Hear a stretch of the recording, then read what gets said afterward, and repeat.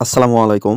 অনেকের মনের মধ্যে প্রশ্ন জাগে, একটা গরুর জন্য কয় শতক জমিতে ঘাস লাগাবো, কি ঘাস লাগাবো, কিভাবে লাগাবো? মূলত তাদের জন্যই আজকের এই ভিডিও। জমি প্রস্তুতের সময় প্রতি ২ শতকে ১ ভ্যান করে আমরা গোবর দিই। গোবরগুলা জমির চতুর্দিকে ছিটিয়ে দেওয়ার পর আমরা টেলার দিয়ে ৩ চাষ করেছি। চাষ করার পর জমি অবশ্যই মই দিয়ে ভালোভাবে সমান করে নিতে হবে। মই দিয়ে সমান করার পর কোদাল দিয়ে ভালো করে আরও সমান করতে হবে। এই জমির পাশেই ৩০% জমিতে আমরা ১ মাস আগে ঘাস লাগিয়েছি। এই ঘাসগুলা বড় হয়ে গেছে। কয়েকদিনের মধ্যেই এই ঘাসগুলাতে নিড়ানি দিতে হবে। ঘাস লাগানোর উত্তম সময় হচ্ছে অক্টোবর-নভেম্বর মাসের দিকে। আমাদের এই জমিতে ধান থাকার কারণে আমাদের একটু দেরি হয়ে গেছে এই জমিতে ঘাস লাগাতে। এই জমির পাশেই নদী থাকার কারণে আমাদের সেচের জন্য খুব একটা কষ্ট করতে হয় না। নদীতে শ্যালো মেশিন লাগাই দিয়ে আমরা জমিতে পানি দিতে পারি।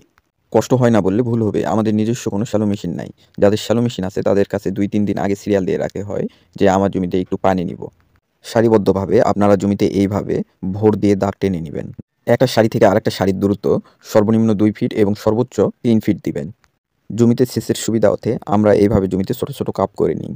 কাপ বলতে জমির মাঝখানে আল দিয়ে আমরা জমিকে ছোট, ছোট অংশে যে ভাগ করি, এই ছোট ভাগগুলাকে আমরা কাপ বলি। আপনারা কে কি বলেন জানাবেন।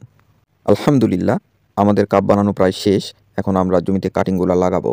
আমরা একসাথে সমান করে এইভাবে ২ টা করে কাটিং দিচ্ছি। অনেকে এইভাবে কাটিং না দিয়ে কাটিংটা ক্রস করে দেয়, মানে গুণ চিহ্নর মতো করে দেয়। আমরা ওইভাবে দেই না। আমরা আমাদের মতো করে এইভাবে দিই। এইভাবে দিতে আমাদের অনেক স্বাচ্ছন্দ্য বোধ করি। সময় কম লাগে, খুব তাড়াতাড়ি দিতে পারি। এখন অনেকের মনের মধ্যে প্রশ্ন আসতে পারে, ২ টা করে কাটিং দিব কেন?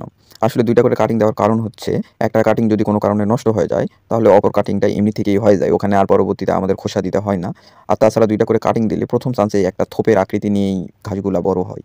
একটা ছোপ থেকে আরেকটা ছোপের দূরত্ব দিবেন সর্বনিম্ন ২ ফিট এবং সর্বোচ্চ ৩ ফিট।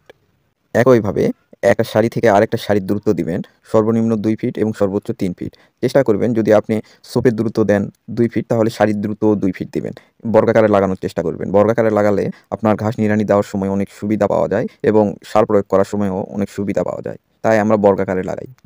আমাদের এই জমির মাটিতে একদমই রস ছিল না, তাই আমরা একপাশে ঘাস লাগানোর সাথে সাথেই পানি দিয়ে দিই। কাটিং কাটার নিয়ম হচ্ছে, আপনারা ২ গিট করে নেবেন। অবশ্যই ২ গিটে যেন চোখ থাকে। চোখওয়ালা দেখে ২ টা করে গিট নিয়ে আপনারা কেটে নিবেন। কাটিং কাটার উপযুক্ত হতে আপনার ঘাসের বয়স হতে হবে ৯০ থেকে ১০০ দিনের মতো। আমাদের কাটিং শর্ট হওয়ার কারণে আমরা কোনো, কোনো জায়গায় শেষের দিকে একটা করে কাটিং দিয়েছি। আপনারা অবশ্যই চেষ্টা করবেন ২ টা করে কাটিং দেওয়ার। ঘাস লাগাতে গেলে আপনার ১ শতক জমিতে ৫০ থেকে ৬০ টা কাটিংয়ের প্রয়োজন হবে। আলহামদুলিল্লাহ, আমাদের ঘাস লাগানো শেষ। এখন আমরা আমাদের এই জমিতে পানি দিব। তো যারা ঘাস ৬ শতক জমিতে লাগালে একটা গরুর হয়ে যায়। আজ এখানেই। আসসালামু আলাইকুম।